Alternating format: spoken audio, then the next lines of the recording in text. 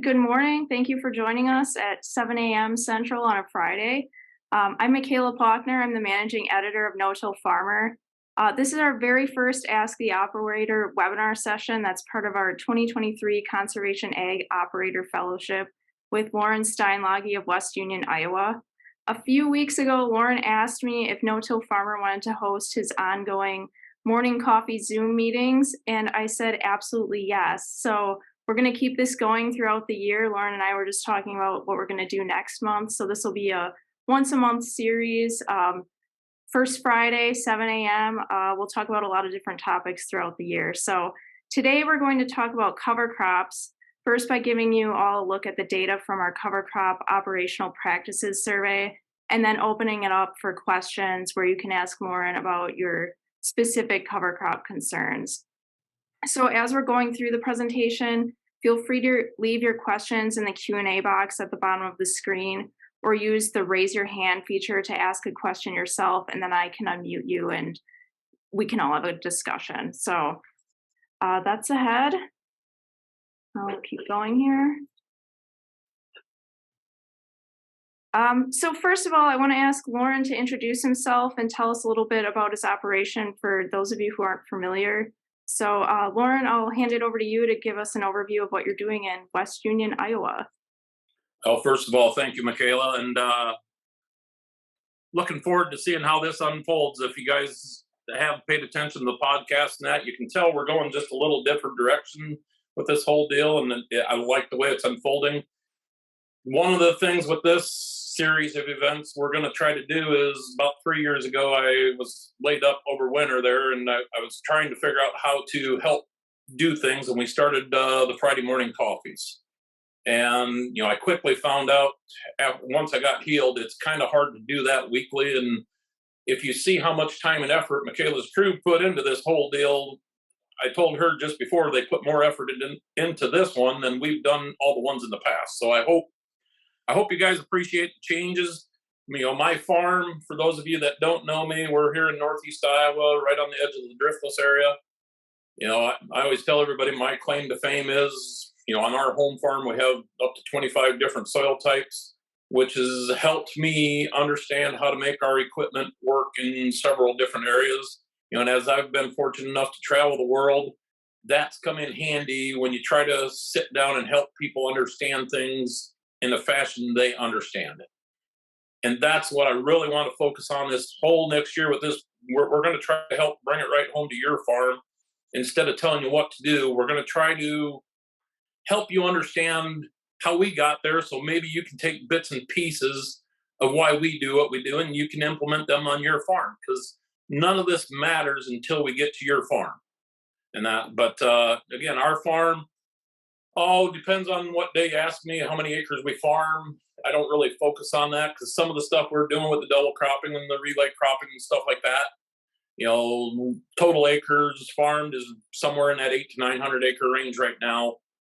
And, engineering by inventory is kind of the other way we've got to where we're at. We had to build into everything we've got. Now we've transitioned to the point where we've helped design and build several pieces of equipment. So it's been a fun ride, but I'm looking forward to seeing where we go. Thank you. And I think that's such a great point about you need to be able to understand how this will work on your own farm to actually see these changes benefit you, and how that's not just by having someone tell you what to do. So I am so excited for what's to come the rest of the year. But so for the rest of today, though, I'm going to launch a poll here. It's going to ask you what topic you're most interested in. We're going to talk about seeding, termination, grazing, economics, benefits, and management challenges. So just let me know which category you're most interested in, and then we'll spend more time on that survey data when we get there. So we're talking about what you want to hear about. So I'm going to give people a little bit of time here to answer that while I go through some demographic information related to the survey. So this is a map that shows you where the respondents to this year's survey are farming. So as you can see here, most of the farmers who took this year's survey they're farming in the Corn Belt. We had 70% of respondents located in the Corn Belt states that you see here. And then we also had representation from the other regions in the US, which percentages are listed here on this map too. So then we also asked people about the tillage practices. The vast majority of respondents no-till. 91.7% of respondents do at least some no-till. That's not surprising considering the survey was emailed to no-till farmers subscribers. So obviously we're going to trend a lot heavier to no-till. We did get a fair amount of representation from strip tillers and farmers using some conventional tillage as well. And I think one thing you want to point out on that slide is you can tell a lot of people use multiple different practices. So figuring out what practice works on each field is critical. Yes, for sure. And I think another thing I want to point out there is you'll see that those percentages didn't add up to 100%. And when you see questions like that, that's because people could pick multiple responses. So that will obviously change what the results add up to. So here we're looking at some averages among the survey respondents. So 68% of respondents to our survey farm less than 1,000 acres. And then you can see how the acreage broke down in the table on the right. And then the average acreages for their crops raised in 2022 were about 422 acres of corn on average, 486 acres of soybeans, 196, acres of winter wheat, 257 acres of spring wheat, and 107 acres of alfalfa. So those are the averages for among the farmers who answered that they were raising these crops. Then on a total acres farmed, that what I seen there I liked was the nice even composite. It shows it's not just a one farmer type deal. It works on several different size farms. Mm-hmm. Some more demographic information here. Most of our respondents have been seeding cover crops for less than 10 years, with about 64% falling into the 1 to 5 and 6 to 10 year categories. Winter and fall, most popular times to use cover crops. And then 15% of respondents raised organic crops in 2022, with 111 organic acres on average. So with that, I am going to end our poll here and see what the results are. I'll share them with everyone. So it looks like management challenges is the top category that people want to hear about. So we'll definitely get through the data and then spend a good amount of time on the management challenges. Termination came in second, so we'll go into a little more depth with that one too. All right. So our first category of data is seeding practices. So I'm going to kind of go through the data. Loran, feel free to jump in wherever, and then I'll have some questions for you at the end of the seeding section as well. Yep. So starting with seeding, on average, farmers who responded to our survey seeded 458 acres to cover crops in 2022. As you can see, most did so after harvest, with 77% choosing post-harvest as their seeding timing, or at least one of the times that they're seeding cover crops. A drill was the most popular piece of equipment used to seed cover crops, with about 58% of our farmer respondents using a drill, followed by a little more than 24% using a broadcast spreader and about 19% using an air seeder. And the biggest thing I see there is, 35% in crop. I like that, but how can we improve upon that number? And that's one of the things we've been focused on the last several years. And it hasn't been easy, but I've made the decision this winter that's going to be my priority. Just the way the weather pattern and that is unfolding, we've got to start figuring out how to get them covers in earlier, even yet, than we've been attempting to do. So. Me personally, I'm looking harder at the robots that we used in the past. And that might be the primary focus of what we do right here in the near future. And what robots were you using previously? The name of it actually is the robot, ROWBOT.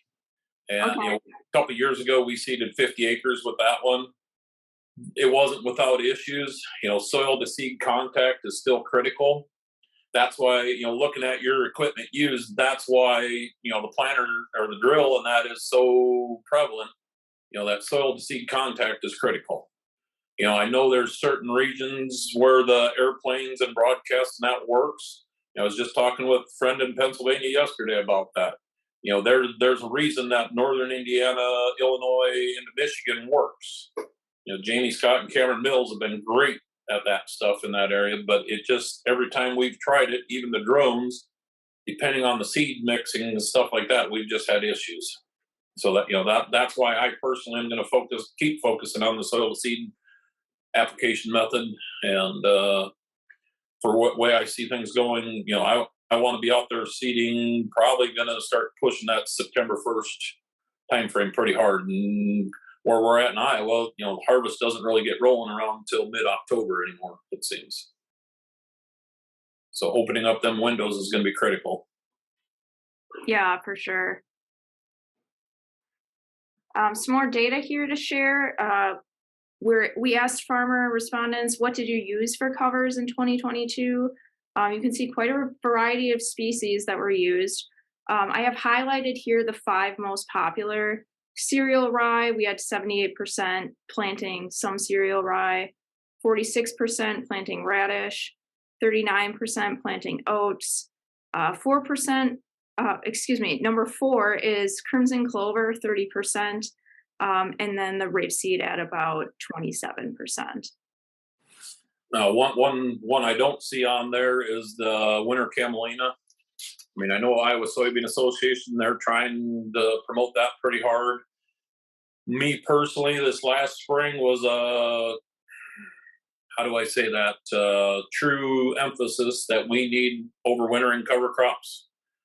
And that makes it hard when you're using cereal crops and stuff like that. We had one field in particular where we were going to put spring grain cereals on there. And the way the spring unfolded, it wouldn't have been a smart decision. So we put corn on that without cover crops and bean stubble, and the soil just collapsed. And the only common denominator on all of it, soil test, everything was reading the same. But when it came right down to it, it was the soil structure created from the cover crop. Where the soil structure was good yet, the corn was phenomenal. Where the wetter areas of the field, in between tile lines and all that, that's where that soil it burned up all the residue and collapsed. And that was the hard lesson learned this past year. That when you told Loran and I talked in early February for the article that was in No-Till Farmer, the April Conservation Tillage Guide.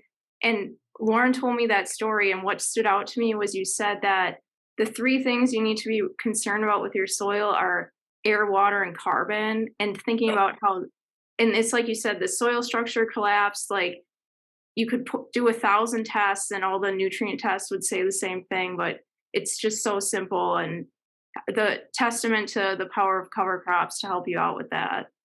Well, and the really odd part is, most people till their soil to get air in it. And, this was not tilled, but by first part of June, everybody swore that field was tilled.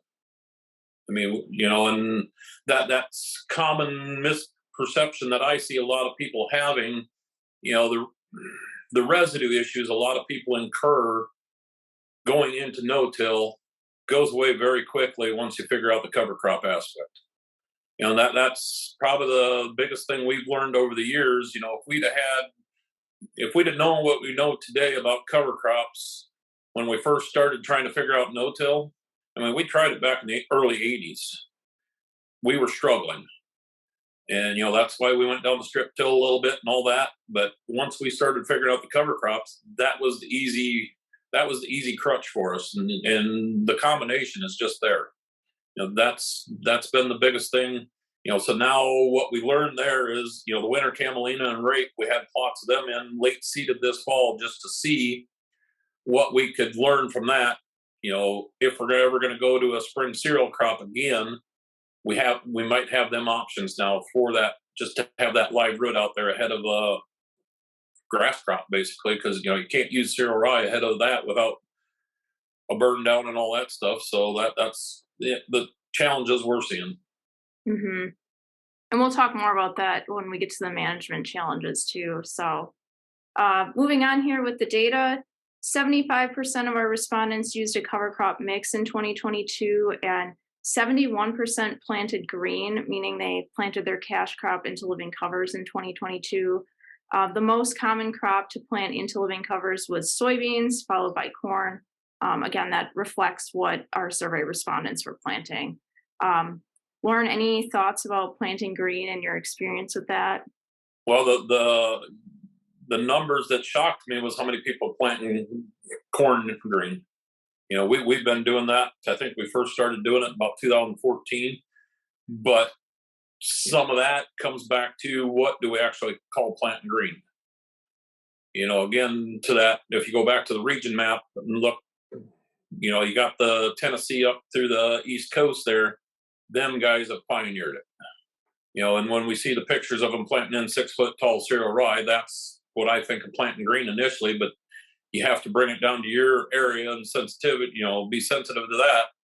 That's why the delayed termination and that we've always focused on, let's plant the crop as normal and then worry about terminating our cover crops timely at that point. And I know we're going to talk about that in a little bit, so I won't go into much on that, but them are all the questions I hope you guys ask when we get done here. Mm-hmm. Feel free to start popping those in the Q&A, and then we can just start running down the list when we get to that open question part. So another slide on seeding here. We had 36% of our respondents interseeded acres to cover crops in 2022.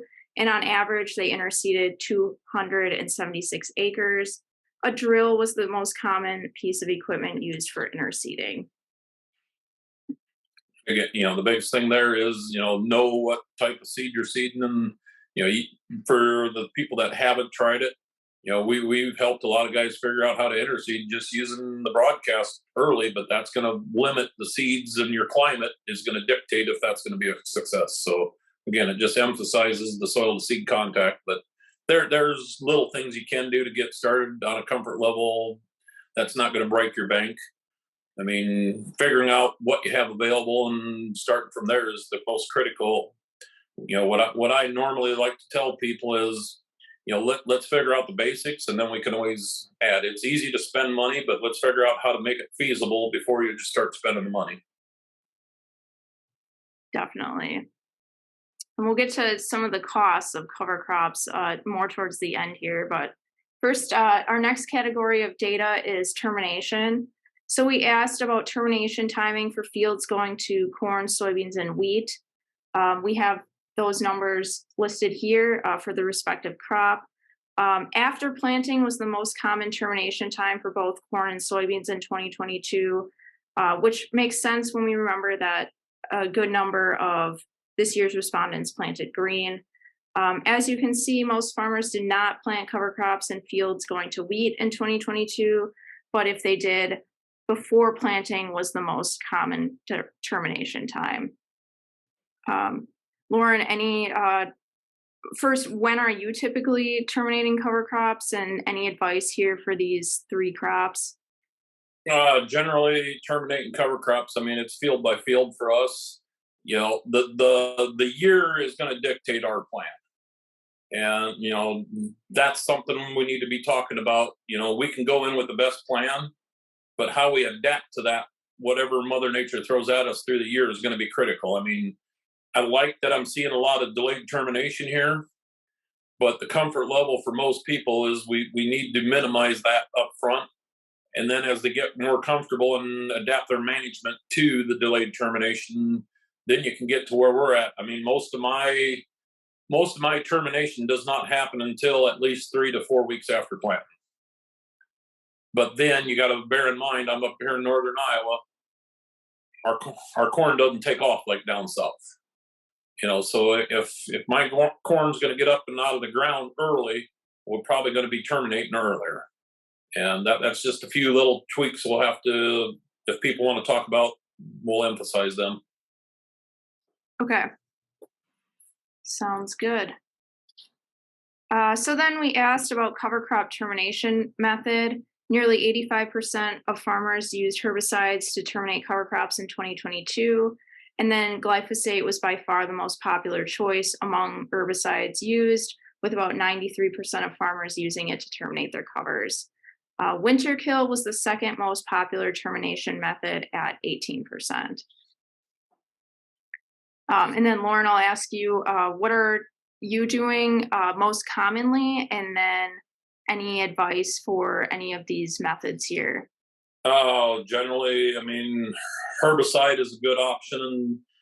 We've got the roller crimper and stuff like that that we can easily catch up if we need to, but that's going to come back to year by year. I mean, you've got to have the tools available depending on the year.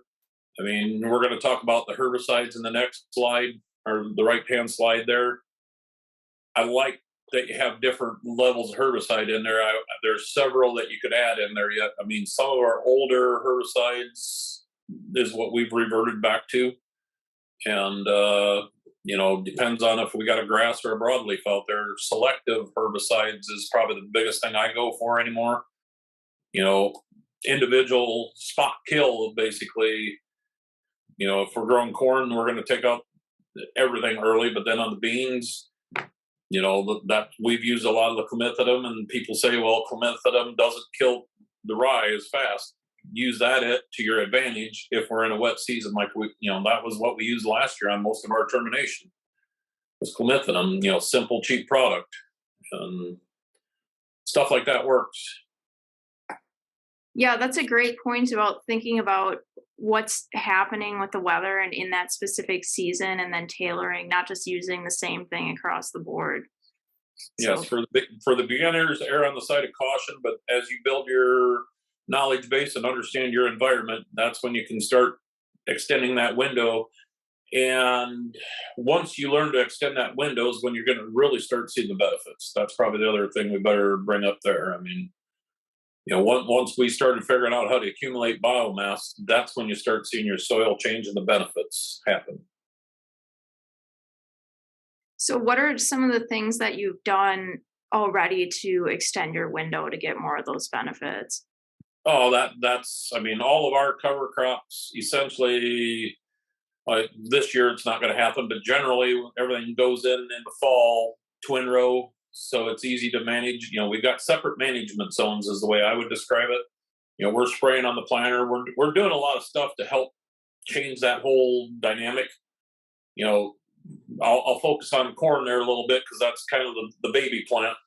It takes a lot more care than some of our other crops, and just giving it that window. Everybody worries about clean and green at V4, V5. That's how you can change that whole dynamics, is when you start thinking about them, separate management zones, and that'll take us into crop insurance and all that. When you start learning them key things, that's what helps you if you're going to stay with crop insurance and all that stuff. All right.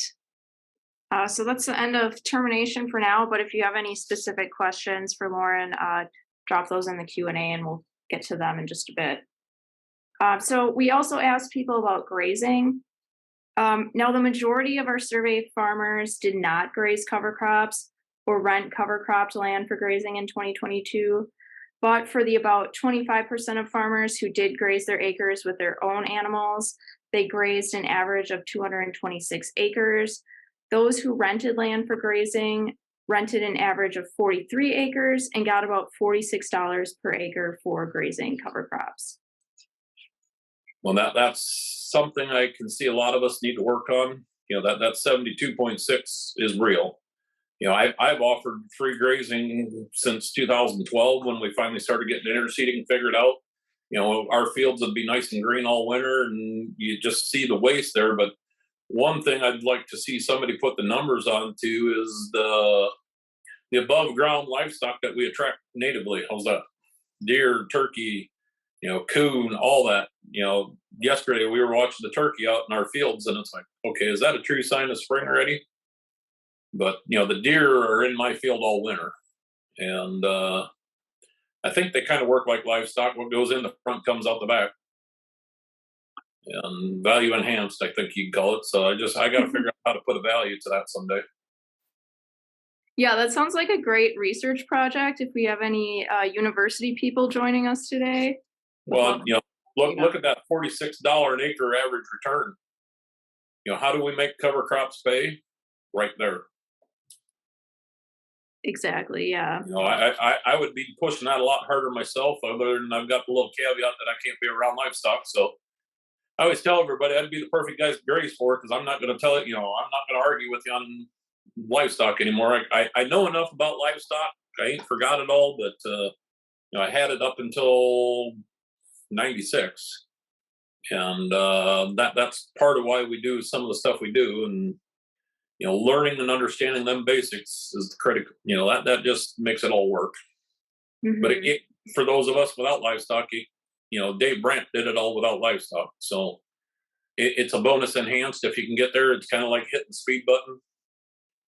But the below ground livestock is pretty important too. Definitely.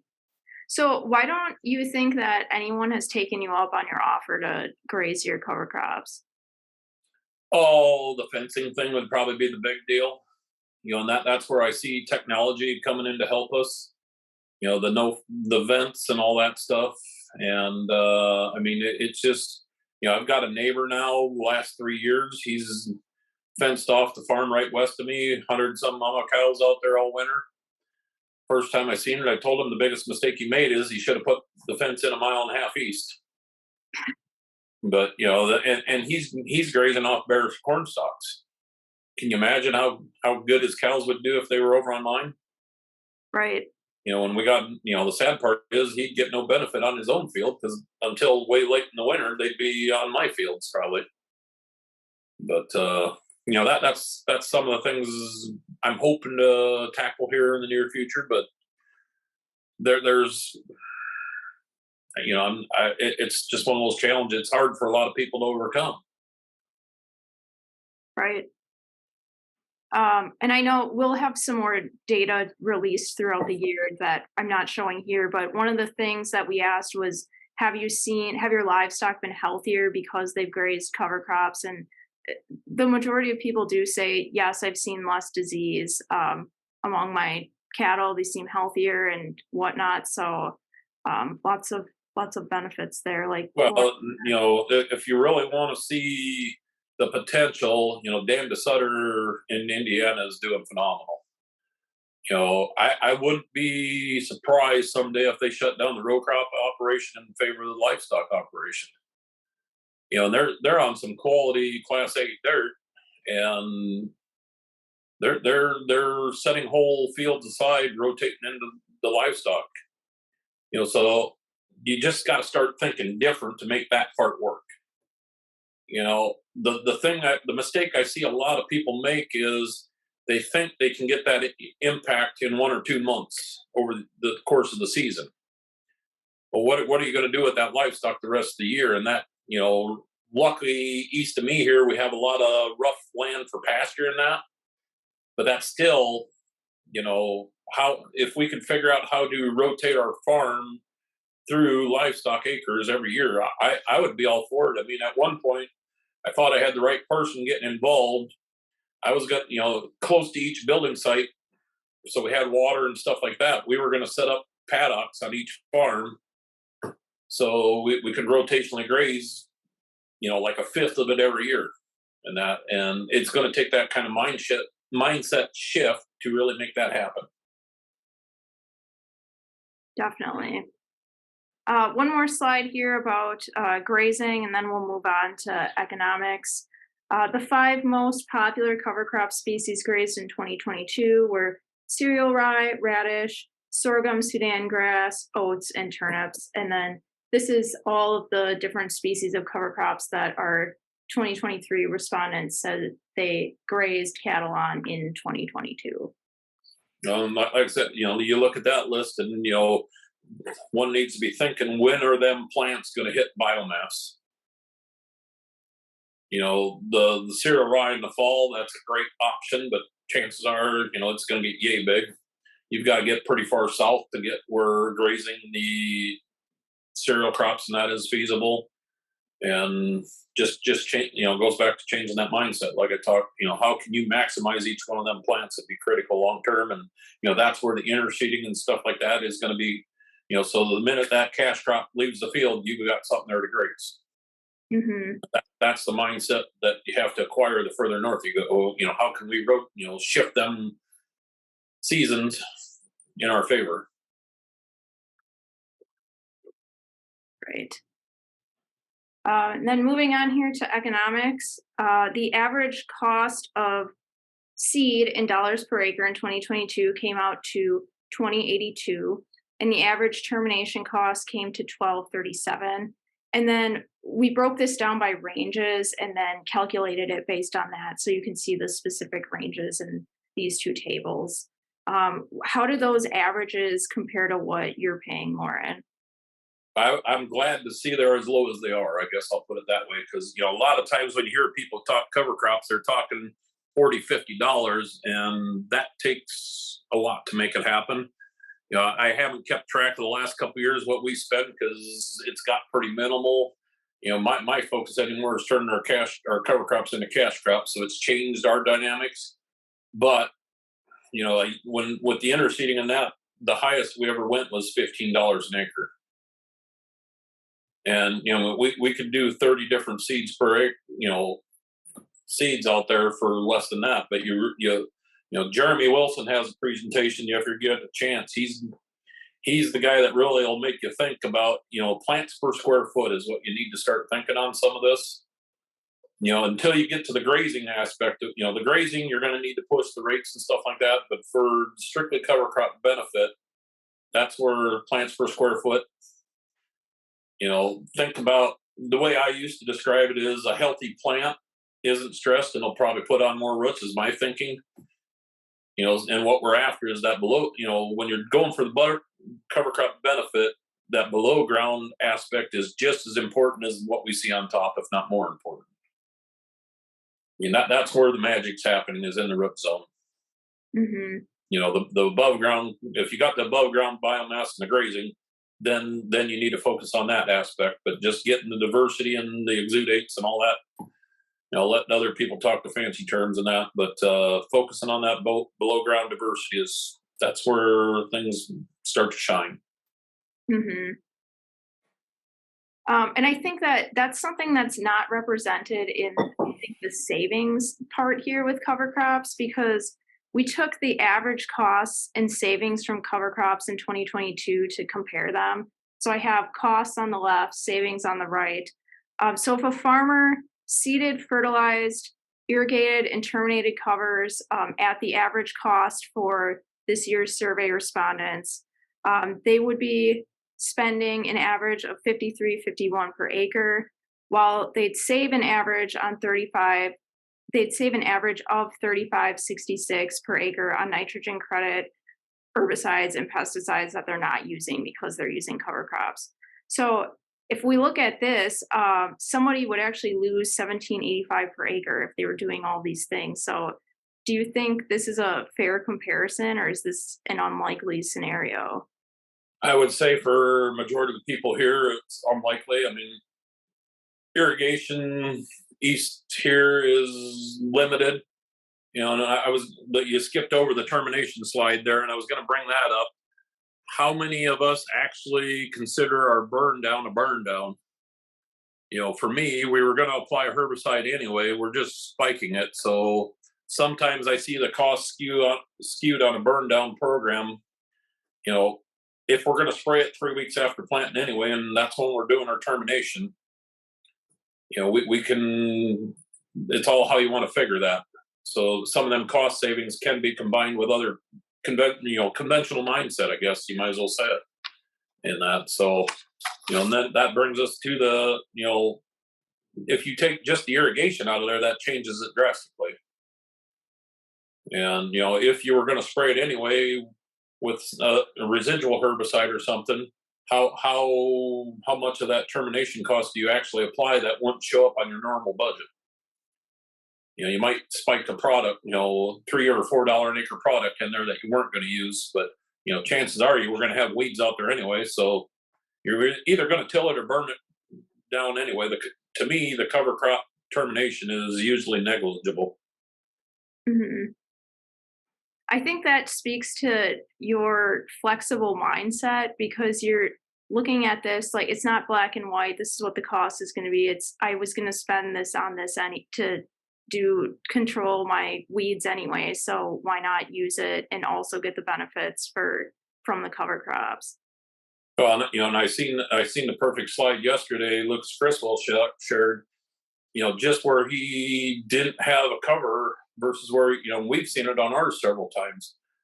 Your herbicide spectrum is going to shift, and if you got the biomass out there to help mitigate, you know, neighbor nature abhors the vacuum, I think is the old saying, and either we put something there or Mother Nature's going to put it there, and how do you charge accordingly for that? Mhm. So, All right. Another economic slide here. About 38% of farmers project a 1 to 5% increase in price for cover crop seed this year in 2023. And another 32% believe the price will go up between 6 and 10%. Almost 30% of survey respondents are receiving federal payments for cover cropping, but more than half were not receiving any incentive payments. So we asked about general categories of incentives, and that data is here in the chart on the right. Um, well, one thing I would see that might be interested to ask people would be the landlord incentives. We're seeing more and more landlords starting to require cover crops and stuff like that. If the farmer's not going to worry about it pretty soon, I think the landlords are starting to pay attention. And the best way to protect their investment is the cover crops. And that to me shows things are working. yeah, so for the landlords that you've encountered that are requiring cover crops, it's just the incentive is you'll get to farm this piece of land, or are they offering something on top of that to cover the cost of Uh, those crops? we've got several different options that we're working with. I mean, the first one that really brought it to our attention, number one, most of what the land I farm, I probably wouldn't be farming if I wasn't using the practices we're doing. I mean, that's my dad. He tells everybody, he's got the best tenant he could ever ask for. And then, another farm we picked up here a couple of years ago, they included a clause right in there after they seen what we're doing to give me comfort, as long as we use cover crops on their farm. And if I don't rent it the following year, they will reimburse me the cost of the seed. So, even, September 1st is our termination deadline, but a lot of times our cover crops are out there in June, July, stuff like that. It gives me the comfort knowing that, hey, we might not have that farm next year, but we're still going to keep improving it and building it. And, the last one we just acquired here a couple of years ago, she gave us a pretty good discount just for if we start implementing the practices on her farm. And, and then, well, the son-in-law, they just picked up a farm this past winter. The landlord's going to keep seeding cover crop. And so now I got to help my son-in-law learn how to manage cover crops. We're winning.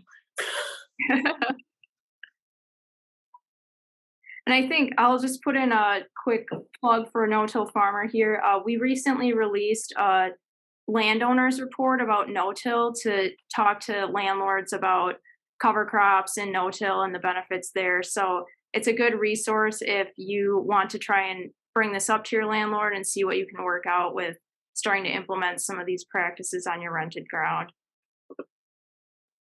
And then I'll quick mention about carbon payments. So we had only about 15% of respondents said they were going to participate in a carbon program in 2023. More than half will not, and another 31% said not sure yet. Loran, any experience with the carbon programs? I'm ineligible for all of them pretty much that I've seen to date, but my advice would be for anybody before they sign a contract is to make sure they have the carbon to sell. I see a lot of people jumping on the carbon programs that's the reason they're making practice changes. Well, we've done enough testing on our farm. I think I got a pretty good idea what it takes to produce carbon. I mean, I think we're pretty good at it, but I also know what it takes not to produce carbon, and goes back to that field I mentioned earlier last spring. That just shows how fragile the system is. In them areas, we lost 10,000 pounds of carbon last year alone. Compared to the good spots versus the bad spots, we lost 10,000 pounds of carbon in our soil profile. Now think about that. What's going to happen someday if the government comes and say, "Hey, we're going to," I think Canada's kind of did some of that already. That they're going to start charging carbon tax and stuff like that. Well, the best question I've had somebody ask before is, can we mitigate our own carbon program? Can we self-mitigate? Most of these carbon programs will tell you no. So if you sell your carbon for $15 an acre, and I think the going price right now is 85, how are you going to make up for that? If you're deemed that you're losing carbon and you got to start paying that carbon tax back, that's what I want to be prepared for, I guess. And that's what I would advise other people to be thinking about. Yeah, that's a good point. You've heard me talk about the net zero initiative, and that's why I like that better than the carbon program, because that is going to include self-mitigation. From what I know, we can use one part of our enterprise to mitigate the other part, plus it factors in our phosphorus, our potassium, our energy inputs, and all that. And I think that's going to start unfolding here pretty soon. I know most industries have the net zero initiative by 2050, but the more and more you hear, a lot of them want to be there by 2030 already. That's not that far away. So, that's going to be the big picture change I see happening here in the near future. Mm-hmm. Good. Lots to think about there with the carbon programs. We'll spend a little bit of time on benefits here, and then we'll wrap up with the management challenges and then start taking questions. So first, for the benefits, we asked respondents to tell us what level of all of the benefits you see listed here they received from planting cover crops. The top maximum benefits this group of farmers receives from cover crops is erosion prevention, with 60% of respondents saying that they get the maximum erosion benefit from their covers. Something else I want to point out here was more than 90% of respondents see at least some benefit in better soil biological activity, like Loran was talking about with that underground livestock, and improved rainfall infiltration. As you can see, many of the other benefits ranked very high as well in the some benefit category. Well, this spring already has been kind of the perfect storm for us. Our cover crops went in late last fall. Very little growth, but even our volunteer relay fields, it's greening up now as the thaw is happening. But last week was the perfect storm. We had ground thawing and minimal cover out there, and even the relay fields, you can see where the residue, inch and a half of rain on frozen ground, you're going to see some floating. And right now it's kind of ugly when you drive around here. The biggest difference is, even right across the road, you can see the differences. Field to field, you can see the difference in the management practices. And I would say we lost a little residue, but we didn't lose soil. The key there would be to watch where the runoff happens. Is it stained black and stuff like that? And I think we did pretty good, but that goes back to that timing on the covers. We can change that whole thing. After harvest, we've got tire tracks and wheel tracks and all that. That's where I see a lot of my loss this year or this spring, or just in the last week. Wherever the drill tractor went, where you turned on the ends of that, the residue's gone. So I'd like to think we didn't lose much soil there, but I'm guessing we probably did. And that's till it thaws out here completely, we won't know that. But I like a lot of these categories, and every time we think we know where we're at, the bar gets raised. So that's probably the biggest thing to advise people. Start going down this path. It's a fun challenge, but it's a continuing challenge. Definitely. Which leads you to the next slide. Yes. So, top 10 management challenges with cover crops. We asked our respondents to write in what their top challenges was, and I put together this top 10 list by just compiling what people were most commonly bringing up. So, timing was a challenge for a lot of farmers. Number one thing I think that I saw was timely planting is hard, timely termination is tough. Establishing covers before frost, again, a timing thing. Planting green. Weather also affected it. Emergence in dry weather, too much moisture in spring, getting fall growth, getting a good stand. Pest damage came up with a variety of people. I know slugs was popular answer for pest related things, and then managing carbon to nitrogen ratios was something else I saw several times in there too. So I guess with that we can start. I'll say, Loran, I'll let you comment on this, and then I'll start taking questions since a lot are the management related challenges we're talking about. Yeah, my number one was adjusting the plan to Mother Nature. I mean, we're trying to work with Mother Nature, but as I've said before, Mother Nature can't read our plans. And that's the biggest change. That's the biggest challenge. I mean, it includes all of them. That's a good top 10 right there. That could be an hour-long conversation right there, just going through each one of them. And but that's Mother Nature dictates this whole game. And anybody that thinks they're going to outsmart it, they usually get educated. And education is expensive. Yes, that's for sure. So I'll take Josh Nelson's question here. He's asking, in northern latitudes, like I am in northern Iowa, should we be looking at a 100-day corn and shorter season beans to get better cover crop establishment? Oh, yes. I mean, I had the realization the other day. We were talking on a different one about people trying to pick hybrids and all that stuff. And I think that might be why some of our management style works. We've always been more a defensive operation than offensive, I guess I would put it that way. I love top yields like anybody, but I also know consistent yields is what pays. Well, if you want to focus on consistent yields, you're probably not going to be planting the racehorse hybrids and stuff like that. So to me, I think picking old workhorse hybrids is almost important as the maturity. Picking good emerging varieties. I mean, Epley hybrids over in Shell Rock, Iowa, we used to plant a lot of their corn, and they just had a simple breakdown in their categories, and we would have about 3 or 4 of their categories that we always pick seed by. And that's something a guy should probably bring back, but tighter. I've got a little lazy over the years here as we went away from small local hybrids. But that's all. That's some of their strong point is picking them hybrids that are thriving in your area, because you put the racehorse out there, it doesn't take off right away. Your maturity is going to be delayed anyway, and so hybrid selection is critical.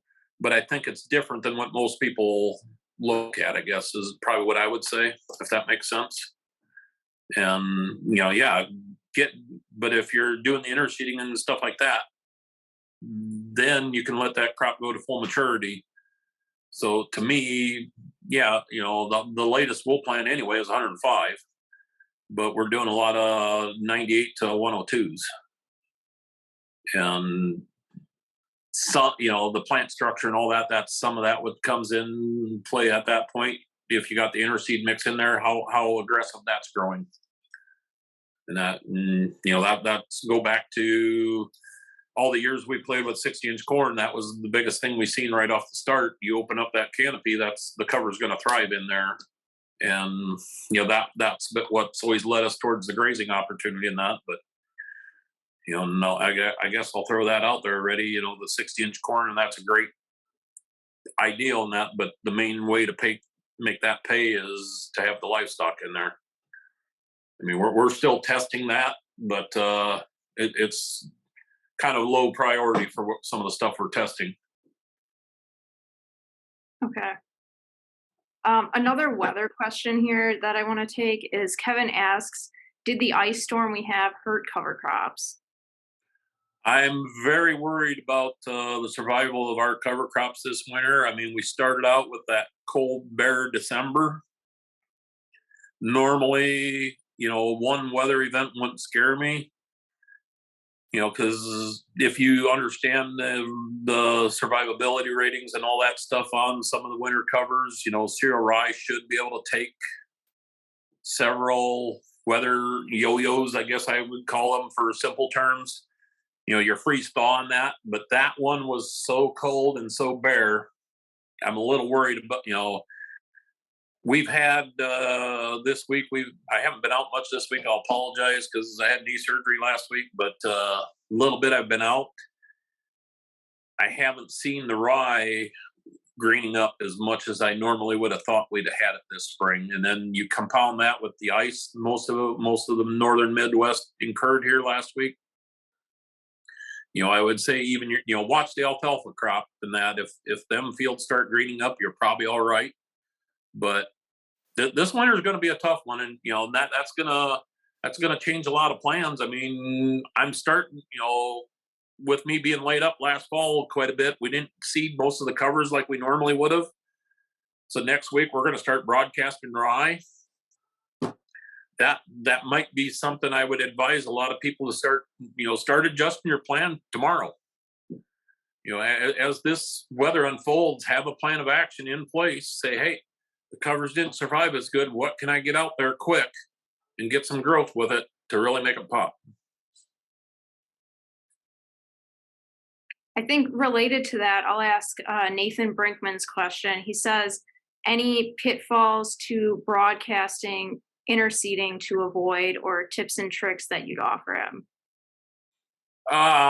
Tips and tricks to avoid broadcast? Oh, there's several. I mean, number one is going to be your seed. You're going to want small, shallow seeded broadleafs, and annual ryegrass is a great one. I think you could throw annual ryegrass out on concrete.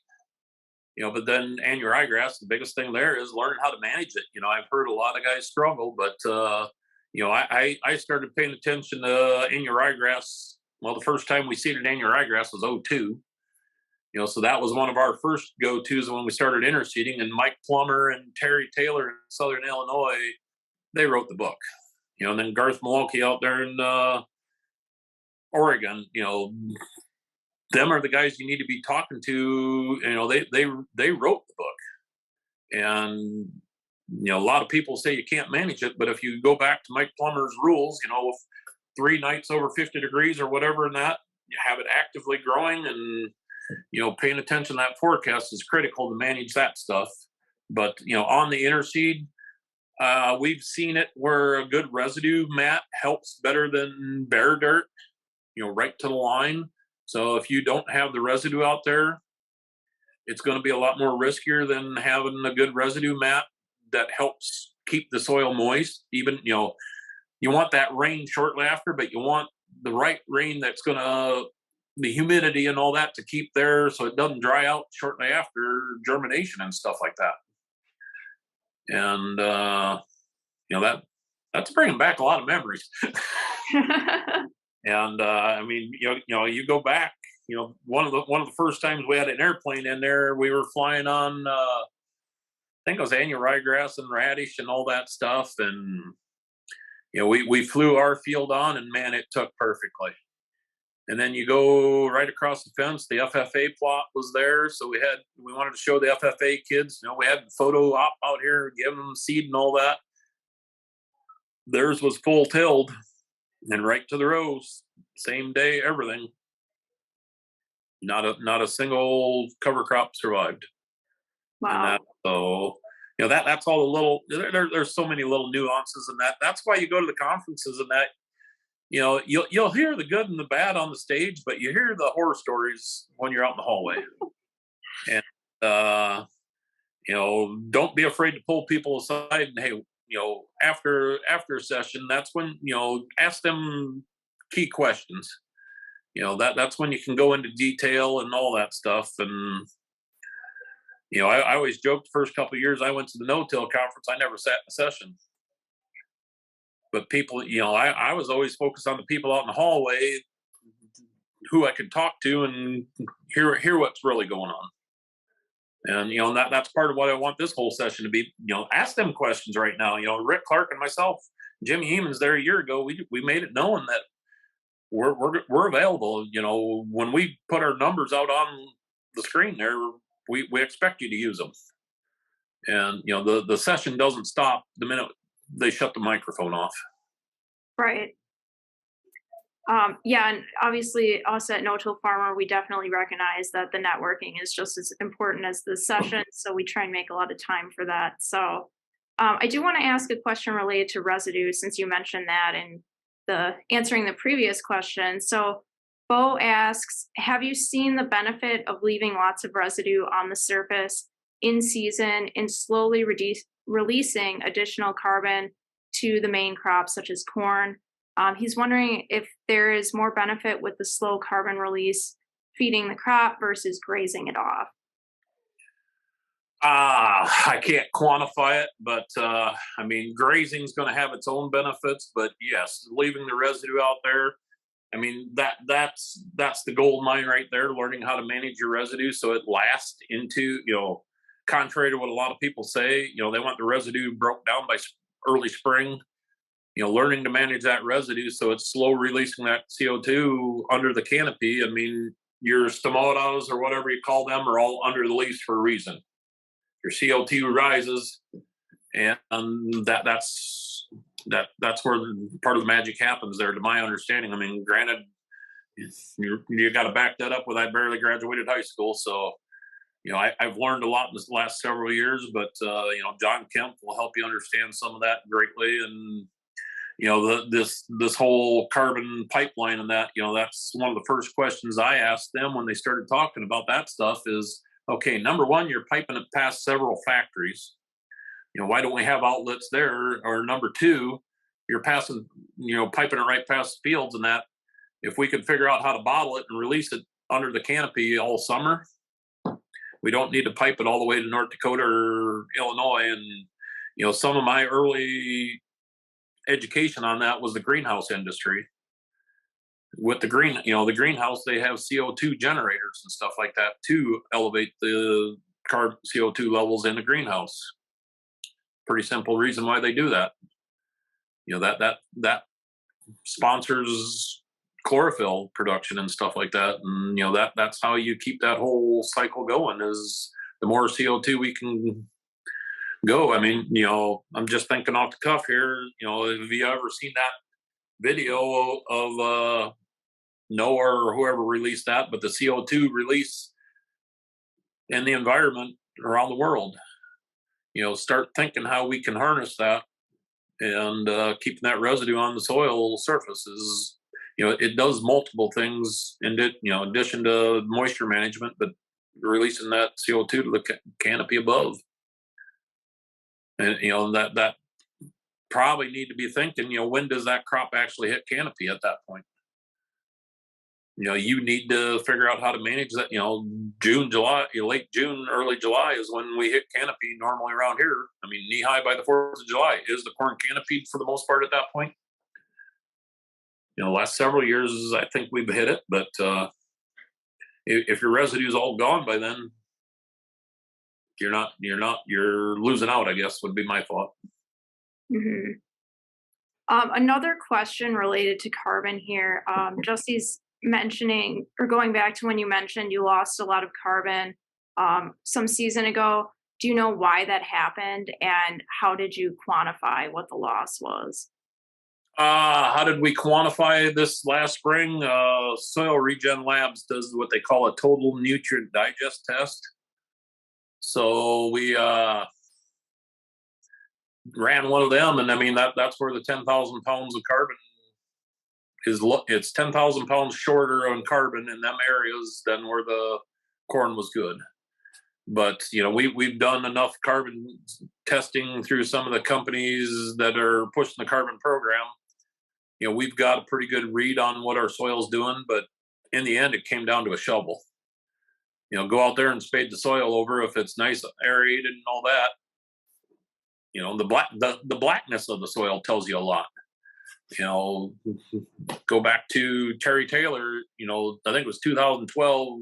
We were at an event at his place, and he had a root pit where you could walk right down through it and across management zones. You could see how the annual ryegrass and that was inflecting carbon deep in 30, 40 inches into the soil in a year or two time. You had soil changing that fast. I think I'll take another question here. Mike asks, on the combine, seeding is very low in the survey results.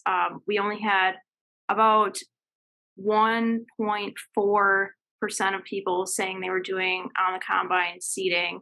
Why do you think that is? He said maybe lack of choices or additional challenges that farmers might be fearful of. Well, I think Ray McCormick is the one that pioneered that, and I love it for his area. It just works in his area, but for the rest, for me, that's going to put us. Basically, we can do the same thing with the drill, but the big difference between drilling and broadcasting is you get that soil to seed contact. You basically start your germination when you got soil to seed contact. If you broadcast it, it could be delayed by up to 2 weeks. So if you're in Mike or McCormick's area, he's got a lot bigger window than we've got. And, it comes down to what you have available. And like I said, I love when I first seen what he's doing, I loved it, but it's going to be very area specific. And, I know there's a gentleman down in Southern Iowa working on a drill that goes on the combine. That's all great ideals, but it comes back to, them windows in Southern Iowa that will probably work. But you take, we're 2 weeks behind them harvest, plus the 2 weeks of broadcast, that puts us a full month behind. And, some of the data, you can adjust your seeding rates just based on how many days of growing season you utilize with your growing degree days and all that stuff. So there's big considerations. And like I said, I'm looking at the questions here. Larry Stone asked the robot seeder. Definitely recommend. That's where we're going. I'm not going to say it'll be with the robot specifically. There's another robot company we're working with. That's the technology. I would say. I told my wife just this week. I think we're on the verge of seeing a major shift, and I'm hoping I'm involved in it. In this whole technology, as we can start bringing other companies together and working on certain products. That's going to be the fun spot. I mean, there's one company I know they seeded quite a bit of corn this spring down in Corpus Christi. It's up and they're going to manage it all season with the robots, to my understanding. And that's the kind of companies I'm watching. How can we change all this? And I know technology comes up a lot in our conversations, and the reason I enjoy technology as much as I do is I don't want to go backwards. Everything can be simplified to the point, face reality. 2 of my planters right now are old cyclos. They work, they're simple.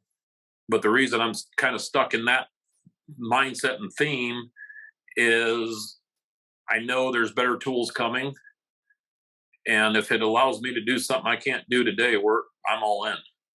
And this environment's changing, whether we like to admit it or not. I always try to bring that out in conversation for anybody who wants to talk climate change. If it wasn't for climate change, I'd be sitting under a glacier. And I'm going to keep adapting. And so anybody on this call, that would be my advice. Have a vision of where you want to be, but always be looking how you can improve upon where you're at today. So sorry for getting a little distracted there, but this is the fun part. Okay. Yeah. So I want to take a question from Josh next. He asks, in addition to grasses, legumes, and brassicas, Is there anything you consider a must-have for blends? Oh, must have for blends. I mean, I think it's Rick Bieber always shared a chart that kind of was an x-axis.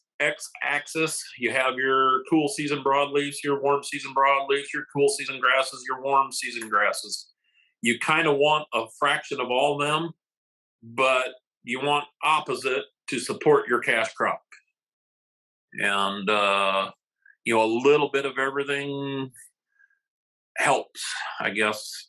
So I never got stuck on exact seeding rates. When you start thinking some of these seeds and that, when you're talking 250,000 seeds per pound, that goes a long ways when you start figuring 43,560. And I think the number we used to go pretty hard by is 144 per square foot. If we're more than that, that's and you got good viable seed, that can be overkill in that. So and not all of them are going to survive. So some of that you got to factor into your seed plan and stuff like that. And I'll ask another question here related to mixes. Jim, he says he's in West Central Minnesota. He's considering broadcasting into standing corn around V5. And then he wants to plant soybeans green the next year. So what mix would you recommend that he uses? V5, I would be focused pretty hard on annual ryegrass. And you're gonna, that far north, you're gonna want a very good winter hardy version. I mean, I've forgot a lot of that stuff. I mean, I know what to ask for anymore. But there's like the Gulf varieties. There's annual Italian ryegrass. There's perennial. I mean, we've actually got guys going to more of the perennial ryegrass mixes just to get the overwinter survivability. And our first introduction to annual ryegrass I mentioned earlier was 02. We actually quit using oats as a nurse crop for alfalfa back then. And the biggest reason we went that back then was the feed quality. We could go first cutting alfalfa almost the same time we would normally be cutting alfalfa instead of cutting oats. We would have just as good a quality as the alfalfa and stuff like that. So that's kind of why we started with annual ryegrass and that. And if you want something that's very good at roots, annual ryegrass will put probably better roots out there than any grass I've seen. And back to the Mike Plummer stuff, Murdoch has picked up Mike Plummer's research and all that. But when they can permanently change soil types or the physical chemical proportion of the soil, of that what is the fancy name for that subsurface level there, but that's what really started emphasizing my mind. And into planting soybeans into that the next year is just it's like a lawn out there. And goes back to termination. Then that's the key with delayed termination is you're naturally it's gonna warm up by the time you want to kill that. And that's what always made me laugh. Our Iowa State here, 2 weeks before you plant, it was their ideal termination time. Well, last year we were froze up May 1st yet. And, we didn't turn a wheel till May 15th. That doesn't give much time to go at university recommendation on a burn down. But with our plan, we were starting to burn down, or terminate in early June. And that, so learning all them little subtle things helps. Yeah, for sure. I'll take Matt's question here. He says he's planting corn green into cereal rye. Should I increase nitrogen and phosphorus at planting? Nitrogen management would be the critical thing I would focus on. I mean, 60 pounds up front would probably be where most people would be comfortable in that. We're far enough into it. We don't quite, I used to go out and band a little nitrogen either right ahead of the planter or behind the planter. And and that can be as simple as just putting streamer nozzles on your spray boom and stuff like that. But you want it indexed to the seed, is what I've kind of subscribed to, I guess. And planter applied is great, but if you're going to start covering acres, then it gets to be a challenge. And phosphorus, I guess I would highly recommend watching Christine Jones's YouTube videos. I think Green Cover had a pretty good series out there. And part of the reason personally I'm comfortable delaying my nitrogen, but we're also of our soils are built up pretty good already, where that's one of the main things with carbon is you start having more nitrogen available. You've seen the C to N ratio and all that come up. If you start getting them elevated levels, you've got more nitrogen available to begin with. Mm-hmm. So bring that to the beginner guy. That's why you want to front load the nitrogen in that. But phosphorus and that, the more you use, the more you're going to have to use, is probably the simple description I would have. And on some owned land, we haven't applied phosphorus and potassium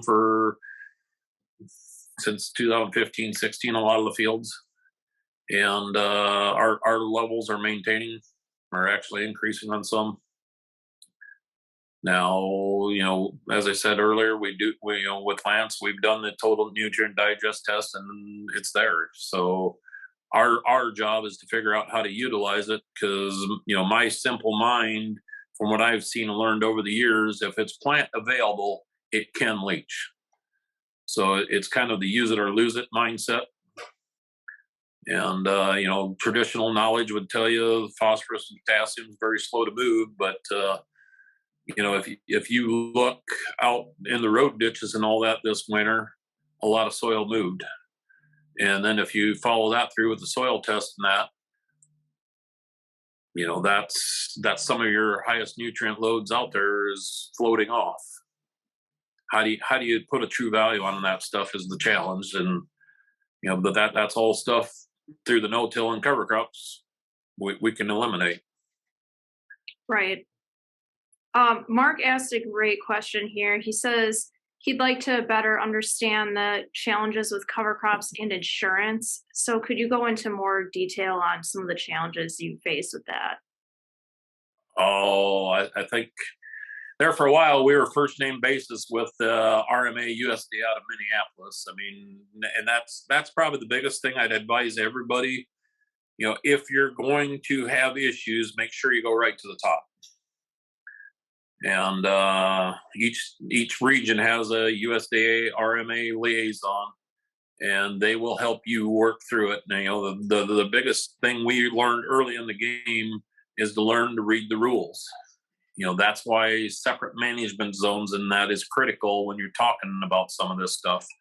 And interseeding, all the years of interseeding and the data I've seen is I don't think I've ever seen one that actually flat out lost yield because of interseeding, unless they were putting the cover out there before and missed the boat totally. And the last year we were one of the first ones involved in the waiver program for relay cropping. Well, Mother Nature decided we needed to learn pretty hard there, and we had kind of the perfect storm set up.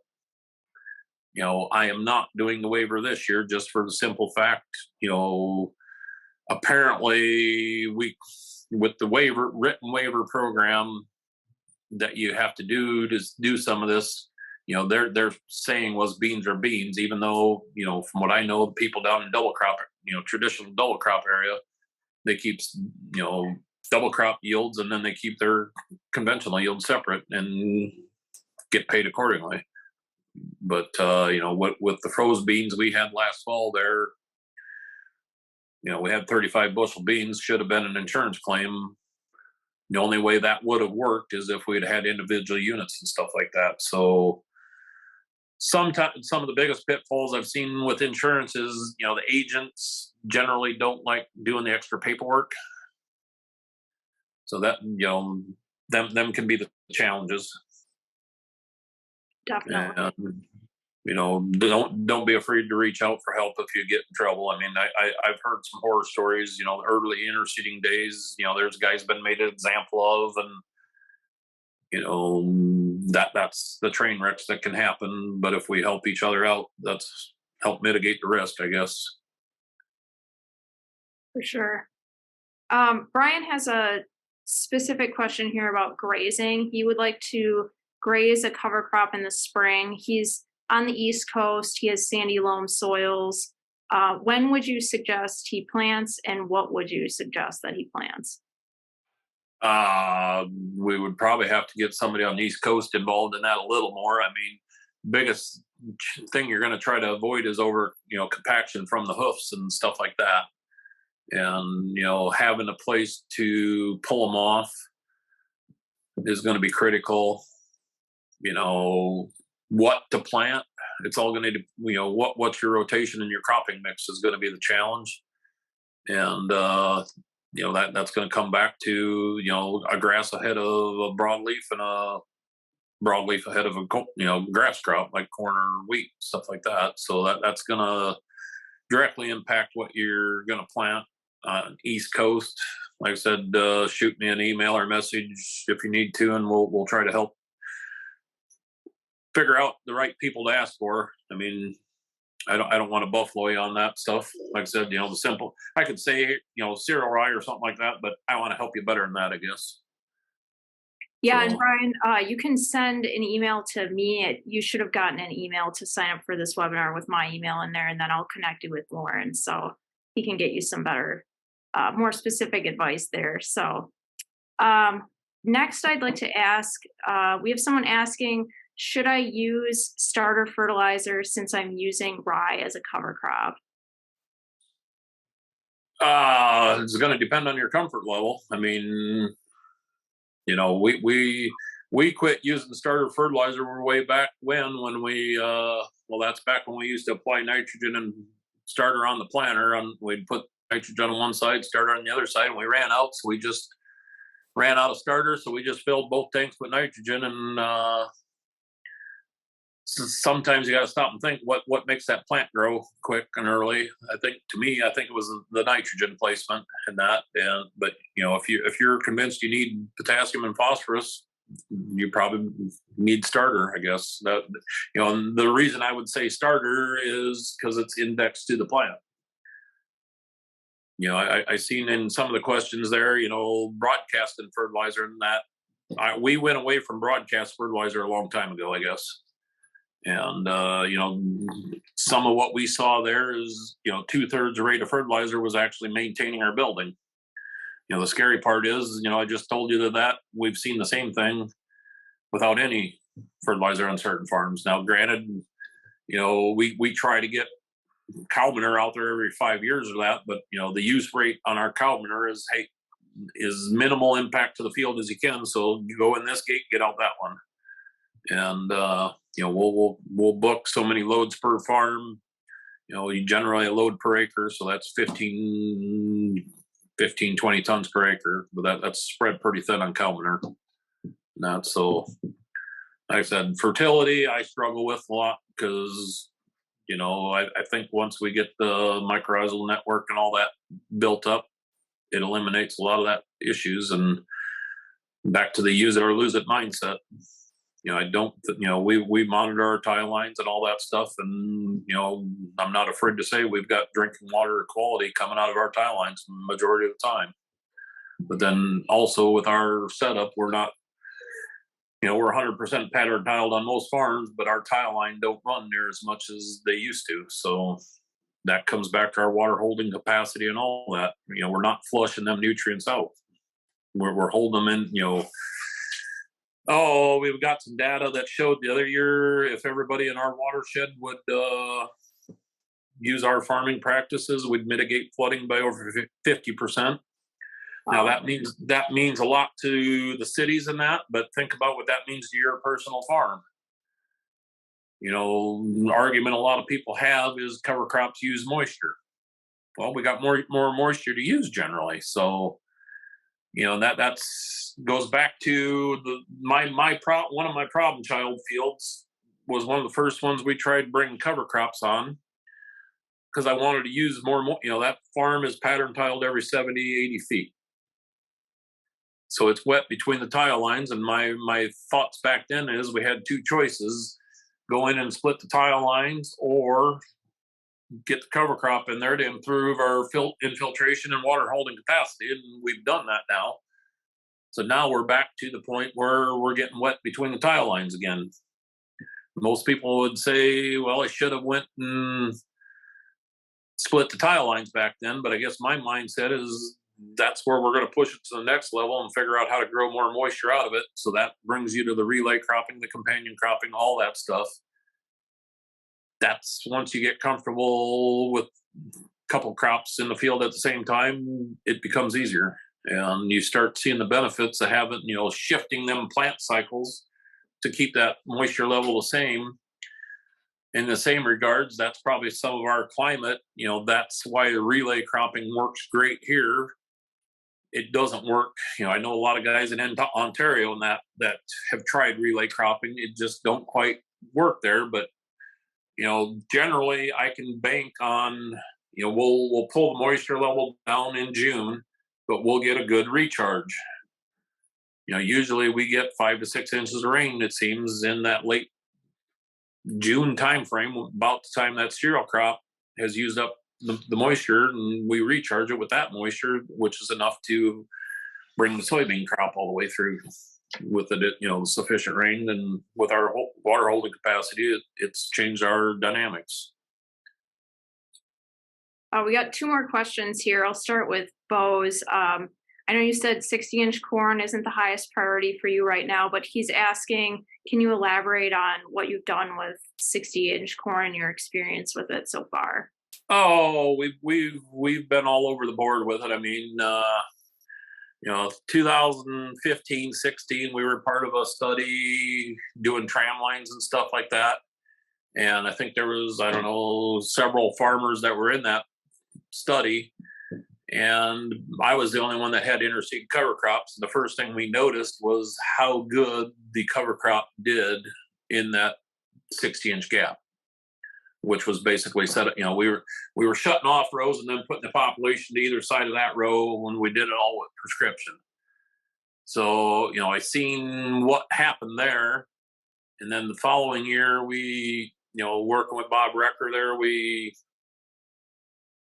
he's always done the sunlight stuff and all that. So we seen that, and it's like, we're on to something there. How do we maximize that? So Bob's Bob's recommendation was the true 60-inch corn, but I was kind of greedy, and I thought, the 60-30 corn would probably be, Bob right away said, well, you're going to waste a third of that soil surface. And lo and behold, that's exactly what we saw.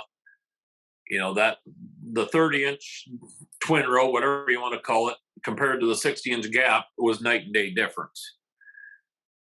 So that's kind of what cemented that, we need the true 60s or something like that to make, and all the years we've done it, I've never lost yield doing 60-inch corn. I know a lot of guys have, but I would say a big part of that goes back to, and that's what hit me the other day while we were on that call is, they're all talking hybrids and they're talking the elite pioneer hybrids and stuff like that. And I'm like, well, is that part of why what we're seeing is success is because we're generally, with the workhorse hybrids and stuff like that. So that might be something to advise people to be looking to check on. But, we population wise, due to a mistake the one year, we were all the way up to 90 or 85,000, I think.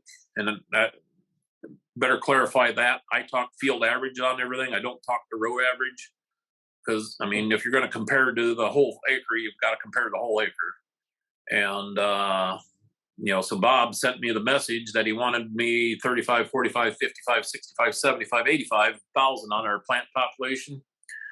So that's what I set my planner to. And here I found out he was talking row average. So, essentially we were supposed to be half rate to double rate is what he wanted on that plot. But we ended up just going all the extreme. And, that time we were hitting well over 300 bushel an acre corn, but the end result was, I think 45 was kind of the peak for the yield, but there was only 3-4 bushel an acre difference between 35,000 and 85,000. But, the other thing we really learned with that plot was, I see a lot of guys focusing on, the leaf structure and all that. Well, when you start squeezing them plants together, the the plant changes and it'll adjust. And, to me, the most critical thing is slowing that planter down. Even our electric drive planter, when we're planting them plots, we're down to 2 mile an hour because everything you do becomes accentuated. And if you got a problem, it'll be the focus of what you're seeing. And like I said, that's what I've always enjoyed doing is how do we take something good and make it better. And now, well, after that plot, we saw, we went to Ireland that winter, and then I seen all the sheep there, and Chris Teachout was with me, and we started exchanging stories, and he told the story of, I've always heard it, but I never heard it firsthand from somebody that actually did it. They used to graze, bring in semi-loads of sheep in from Montana and turn them loose in the standing corn. Well, back then it was all wire check corn, so the sheep could go wherever they wanted, and all of a sudden it hits you. It's like, well, with the 60-inch corn, we have them avenues where they could go again. So the following year, we set up for sheep grazing. I had a guy who was going to bring sheep, and then he backed out. Then I had another guy, and it just, I fenced off an acre there to graze, and ended up taking the fence back down. Never got it grazed, but we tried that several times. And then fast forward, now we've got a specific plot where we're just pushing the boundaries. And this last year we had twin 90s and twin 120-inch corn, I believe, with grazing lanes in between. And the simplest thing I saw there is most of these people are overthinking it. If you're grazing in standing corn with sheep, you probably just need to get them trained early. I mean, we're going to try a couple different versions this year, but the simplest was just we started out with a hot wire along each side of the corn. And then once the corn got up there and you could manage it, just take the fences down and have a perimeter fence and use your corn as the fence to rotate your paddocks. And that goes back to what I said about Dan DeSutter. That's the model we're competing with, rotating the whole field out, or can we grow a cash crop and graze in between it? So, that's the two comparisons. Dan's showing great numbers, rotating that acre out, and just by having that regen year, like Rick Clark talks, that carries through the following years on the cash flow. So if you're looking at some of this, you've got to look at the 5 to 7 year cash flow versus just a 1 year, like most people are trained to do. Mm-hmm. So probably way more than you wanted to go, but well, I get that's what I always tell everybody. I enjoy the questions more than I do just the. This is where we learn stuff. For sure. I'm going to end it here with our last question. It's kind of a bigger picture question from Mike. He says, I used to hear many landlords only cared about the almighty rental dollar and who struggled on their shoulders or who shrugged their shoulders on conservation practices. How significant will be the landowner's insistence on cover crops in the years ahead in adoption? And do you think it'll be a major clause for farmers getting access to land? Well, I think we hit on that a little earlier already. I mean, I've got 3 landlords right now. The reason I'm farming theirs is because of the way we farm. And I me personally, a couple of years ago, I dropped all the custom work and now that to focus more on the equipment side and that, but them are the kind of landlords I want to keep now. And, many people have heard me talk about the son-in-law and that. Well, they picked up another farm and there's a cover crop clause on that one. So I think it's a change. It's starting to happen. A little bit of that is probably going to be the majority of, I'm hearing more and more women landowners. I don't know how close it is to a majority, but there's getting to be a lot of older, women landlords and stuff like that. And that would go to the nurturing capability of a woman versus a man. The woman is going to want to care more, just a little bit more. And I'm not trying to be sexist about that, but that's just a reality. And, if you're going to farm in the future, I think a guy needs to be well aware of that.